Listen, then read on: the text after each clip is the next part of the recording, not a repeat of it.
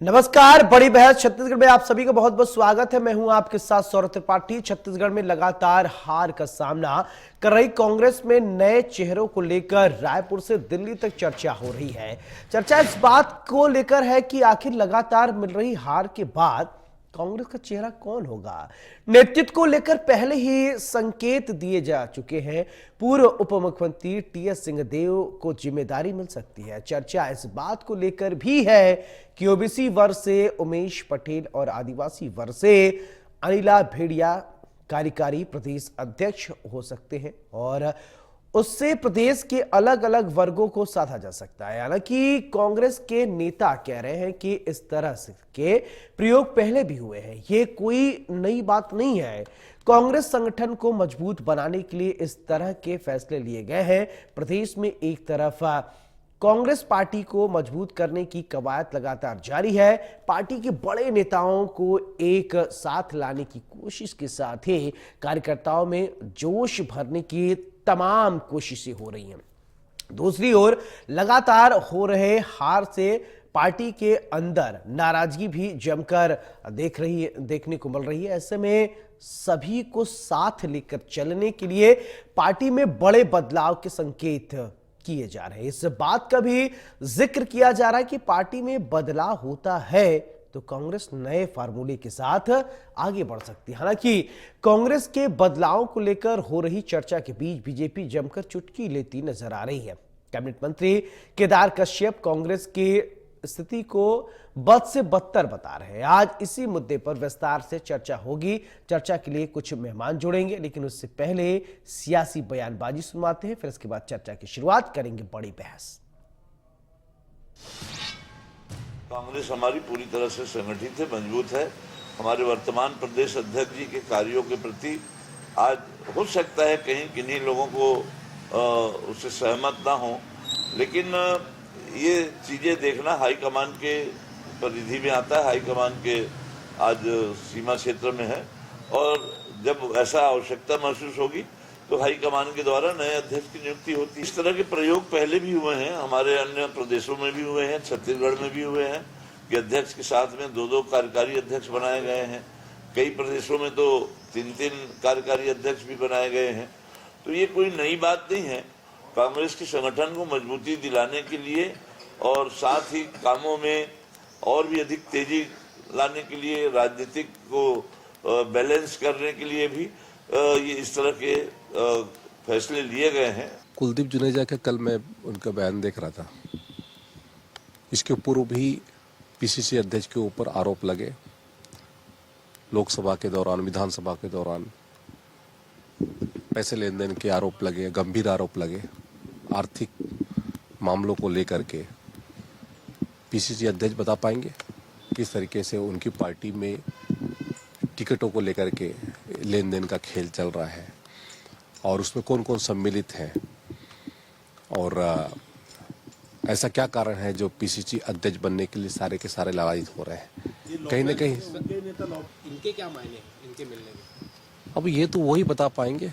और आज की जो हालात हैं वो तो जो स्थिति है पूरे देश में कांग्रेस की बद से बदतर है और लोगों का विश्वास कांग्रेस पार्टी ने खो दिया है।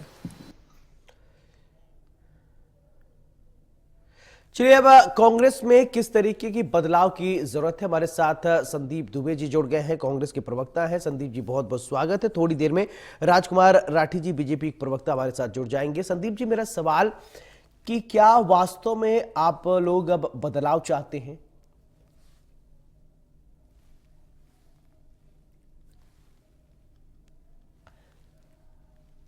तो अभी थोड़ी देर में हम फिर से कनेक्ट होंगे। तो सवाल यही है कि क्या वास्तव में अब कांग्रेस में नेतृत्व परिवर्तन के बाद ही सब कुछ ठीक हो पाएगा? क्या कांग्रेस जिस तरीके से कह रही है, लगातार बैक टू बैक कांग्रेस को हार का सामना करना पड़ रहा है, अब उसको लेकर कई सवाल अब उठने लगे हैं।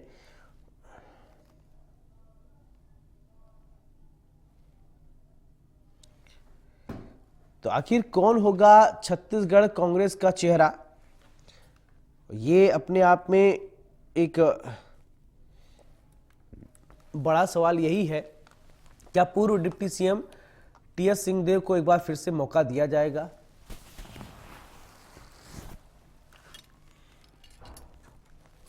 तो ये इसी मुद्दे पर हम आज विस्तार से चर्चा करेंगे, जानेंगे।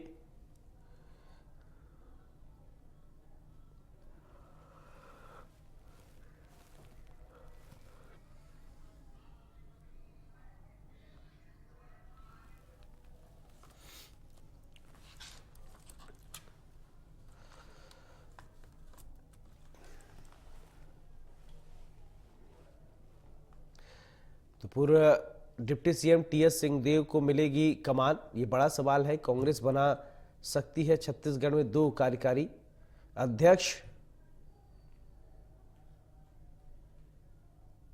संदीप दुबे जी हमारे साथ जुड़े हुए हैं। संदीप जी, आखिर कौन होगा छत्तीसगढ़ कांग्रेस का चेहरा? क्या टीएस सिंहदेव को एक बार फिर से आप लोग एक मेन भूमिका में लाने चाह रहे हैं, या कांग्रेस में जो ये बदलाव की बातें सामने आ रही हैं उसमें कितनी हकीकत है, बताइए हमारे दर्शकों को।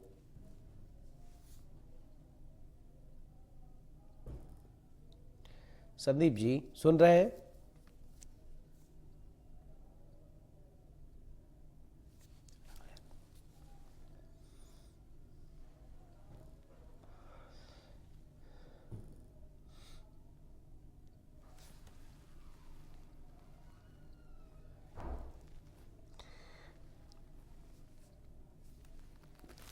तो कांग्रेस के अगर बात किया जाए तो पूर्व डिप्टी सीएम टीएस सिंहदेव को क्या बड़ी जिम्मेदारी मिलेगी, या प्रदेश की कमान मिल सकती है ओबीसी और आदिवासियों को साधने के लिए?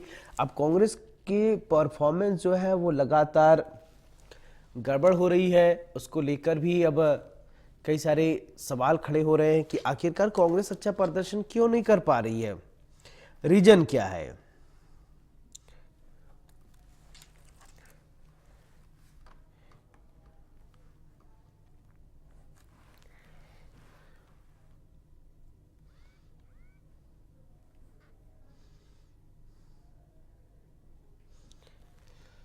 तो कांग्रेस बना सकती है छत्तीसगढ़ में 2 कार्यकारी अध्यक्ष।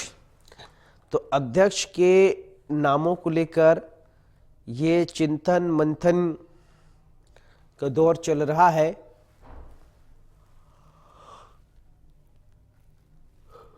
पूर्व डिप्टी सीएम टीएस सिंहदेव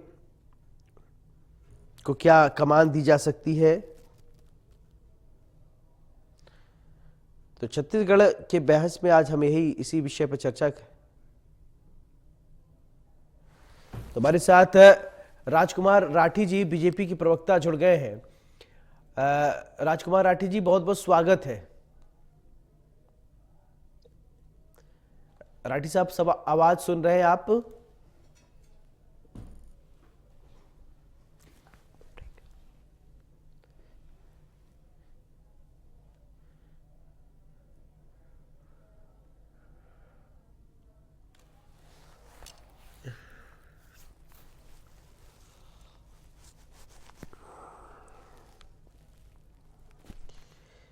तो कांग्रेस में नेतृत्व क्या परिवर्तन करने से सब कुछ ठीक हो जाएगा? तो कैबिनेट मंत्री केदार का अब इस बार कई चीजें अब निकल कर सामने आ रही हैं।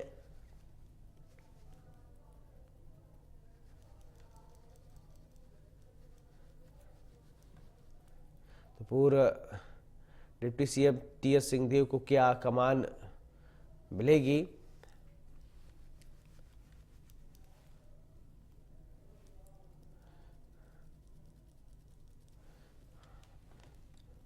आखिर कौन होगा छत्तीसगढ़ कांग्रेस का चेहरा? ये अपने आप में एक बड़ा सवाल है। ओबीसी और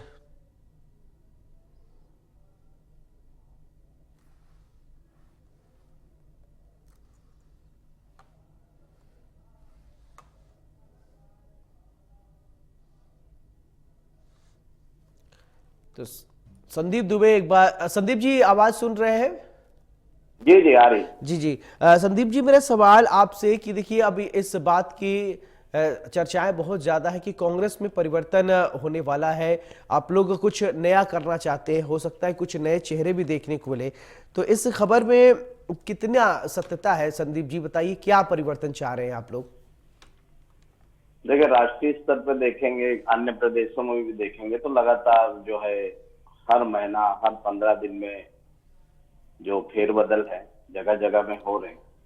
और इस एक किसी भी राजनीतिक पार्टी का सतत प्रक्रिया है। पार्टी में पार्टी किसको बदलाव करती है, फिर काम कराती है, तो ये कंटिन्यूअस प्रोसेस है। इसको आप सिर्फ छत्तीसगढ़ के परिप्रेक्ष्य में अगर बोलना चाह रहे हैं, जो आजकल न्यूज में चल रहा है, जी जी, तो उसमें आप देखेंगे कि पूर्व मुख्यमंत्री जी को जनरल सेक्रेटरी बनाया गया है राष्ट्रीय स्तर का।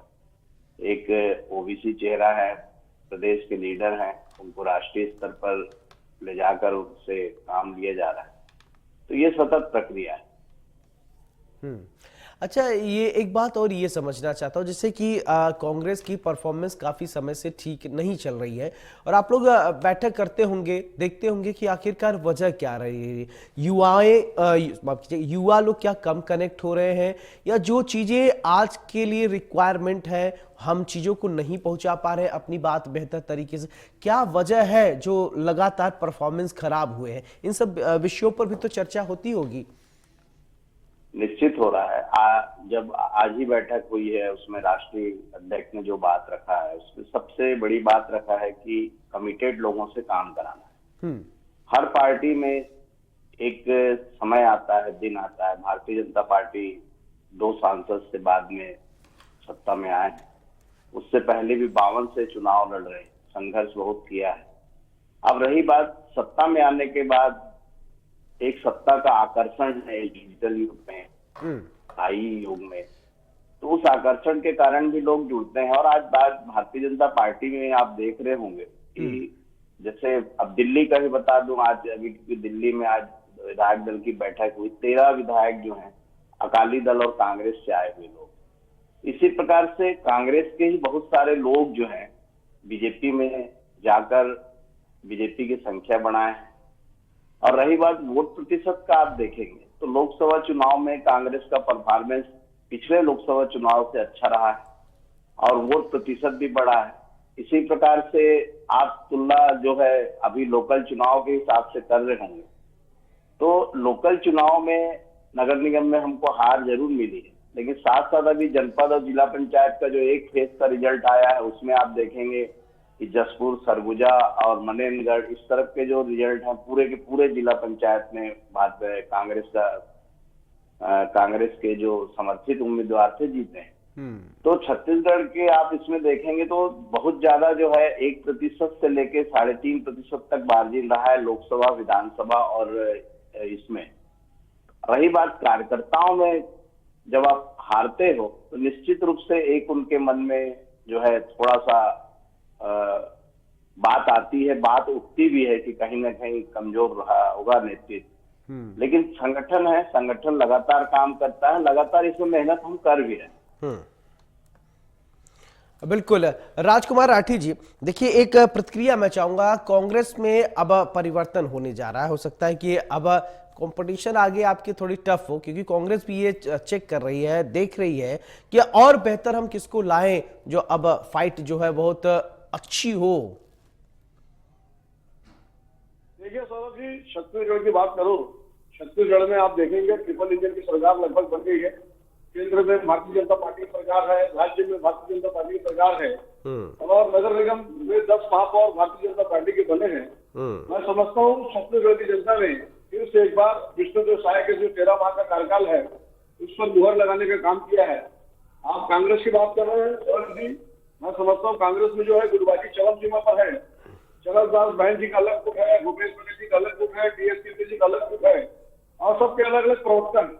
हमारे कई साथी भूपेश बघेल जी से जुड़े हैं, तो वो कहते हैं कि हमको कांग्रेस से कोई लेना नहीं। राजकुमार भाई, हम भूपेश बघेल जी हमारे नेता, उनको जानते हैं। जो टीएस कीर्ति से जुड़े हो बोलते हैं हम टीएस कीर्ति को, जो महेश जी से जुड़े हो बोलते महेश जी को जानते हैं। कांग्रेस संगठन को लोगों को लेना देना नहीं है, जबकि भारतीय जनता पार्टी जो है वो संगठन मैं समझता हूँ सबसे मजबूत संगठन है। या व्यक्तिवाद की राजनीति नहीं होती, संगठन की राजनीति होती है।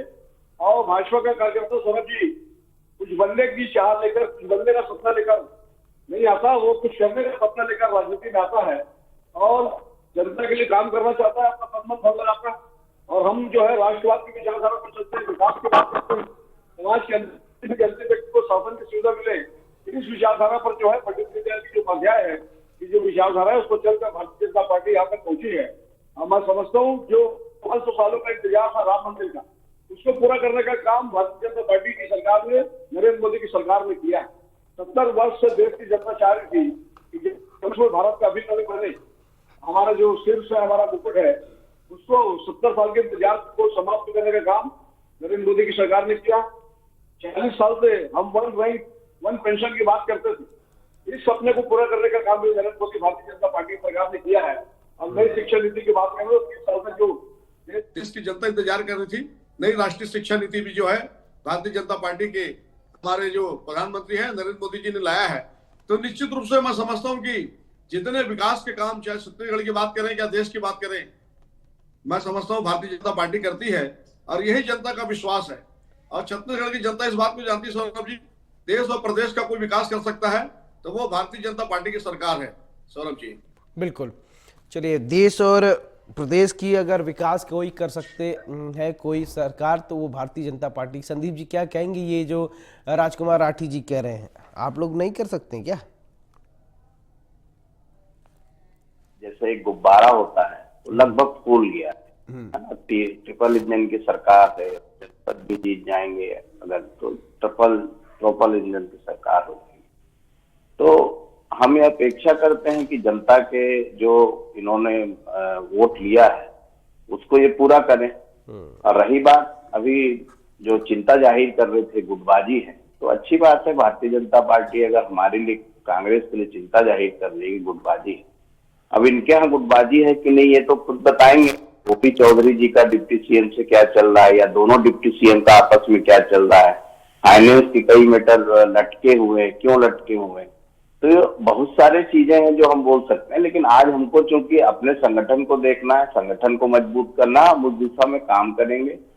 और मैं आपको फिर से बोल रहा हूं, आज भारतीय जनता पार्टी में जो इनके कार्यकर्ता हैं और विधायक हैं या सांसद पूरे देश स्तर में, प्रदेश स्तर में आप गिनती करेंगे तो 50% से ज्यादा लोग कांग्रेसी वहां गए। तो भारतीय जनता पार्टी का जो, मैं बार बार यही कह रहा हूं ना कि एक सीमा जो है, उस सीमा में विश्वास अभी जनता ने किया है, ये पूरा करेंगे और हम अपने संगठन को मजबूत करके जो विपक्ष की भूमिका निभाएंगे और उसको आने वाले समय में इसका परिणाम भी मिलेगा। बिल्कुल। एक बात और मैं ये समझना चाहता हूं संदीप जी, कि अगर टीएस सिंहदेव की जैसे बात चल रही है, बहुत आगे हैं, ये ओबीसी आदिवासी को भी साधने की ये बातें हैं, कवायद है कि ओबीसी अभी आपसे जुड़े रहे, आदिवासी भी जुड़े रहे, तो सबके साथ सामंजस्य कैसे स्थापित किया जाए? देखिए, कांग्रेस हमेशा से दलित, आदिवासी, पिछड़ा वर्ग का नेतृत्व करता रहा है। नेतृत्व से मतलब ये नहीं होता कि प्रदेश अध्यक्ष या मुख्यमंत्री ही बदलने जाए और ये उसी कास्ट का हो तभी हमारे साथ है। हमारे साथ पहले से भी रहे। जिस प्रकार से जो भारतीय जनता पार्टी जो जिनका माने छवि है कि अपर कास्ट को लेके चलने वाली एक पार्टी है, वो छवि से बाहर कभी नहीं आ पाएंगे। तो हम अपने चेहरे पे अपने आदिवासी, अपने ओबीसी के नेतृत्व हो या ना हो, आज हम प्रदेश अध्यक्ष जो है हमारे आदिवासी समाज से आते हैं, बस्तर से आते हैं, पूर्व सांसद रहे, तो कास्टिज्म का जो बात है वो प्रदेश अध्यक्ष या संगठन में आना नहीं चाहिए। जो ऐसे समय में मजबूती से काम कर पाए, ठीक है, उसको राष्ट्रीय स्तर पे बनाया जाए। चलिए, थोड़ा टेक्निकल इशू की वजह से बहुत ज्यादा सवाल नहीं पूछ पाया मैं आप लोगों से। बहुत बहुत शुक्रिया, आप दोनों हमारे साथ खास मेहमान जुड़े। तो आज बड़ी बहस में हम लोगों ने चर्चा किया कि किस तरीके से अब कांग्रेस अपने संगठन में बदलाव करने की बात कह रही है। बीजेपी ने भी अपना तर्क दिया। बड़ी बहस में मेरे साथ फिलहाल इतना ही। नमस्कार।